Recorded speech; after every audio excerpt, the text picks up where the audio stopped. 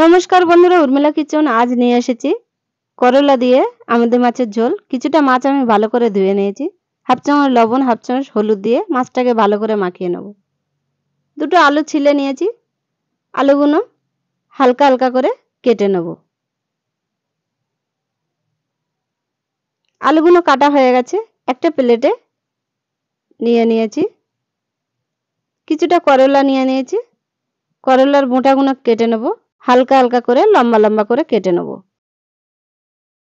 করলাগুলো সব কাটা হয়ে গেছে, একটা প্লেটে নিয়ে নিলাম। কড়া বসিয়ে দিয়েছি, কড়াই কিছুটা তেল দিয়ে দিলাম।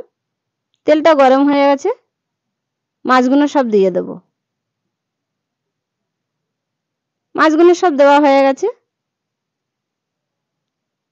এক পিঠ ভাজা হয়ে গেছে, উল্টে আরেক পিঠ ভেজে নেব। মাছগুলো ভাজা হয়ে গেছে, একটা প্লেটে তুলে নেব। মাছগুলো সব তোলা হয়ে গেছে, আরও কিছুটা তেল দিয়ে দেব। তেল দেওয়া হয়ে গেছে, ফোড়নের মধ্যে দিয়ে দিলাম হাফ চামচ জিরে, দুটো পেঁয়াজ কুচি, চারটে কাঁচা লঙ্কা দিয়ে দিলাম। হালকা আছে পেঁয়াজটা ভেজে নেব। স্বাদ মতন লবণ দিয়ে দিলাম, আর একটু পেঁয়াজটা ভেজে নেব। পেঁয়াজটা প্রায় ভাজা হয়ে এসছে, এক চামচ আদা ও রসুন বাটা দিয়ে দিলাম। আদা রসুনের গন্ধটা যেন না থাকে, ভালো করে ভেজে নেব। এক চামচ হলুদ গুঁড়ো দিয়ে দিলাম। কাশ্মীরি লঙ্কা এক চামচ দিয়ে দিলাম।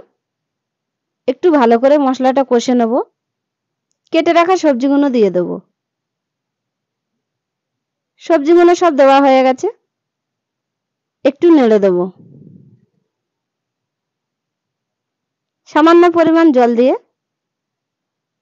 একটু ভালো করে সবজিটা কষে নেব। সবজিটা কষতে থাকবো। সবজিটা প্রায় কষা হয়ে আসছে, আর একটু কষে নেব। হাফ চামচ জিরে গুঁড়ো দিয়ে দিলাম, হাফ চামচ ধনে গুঁড়ো দিয়ে দিলাম, দিয়ে সবজিটা ভালো করে কষে নেব। সবজিটা কষা হয়ে গেছে, পরিমাণ মতো জল দিয়ে দিলাম, একটু নেড়ে দেব।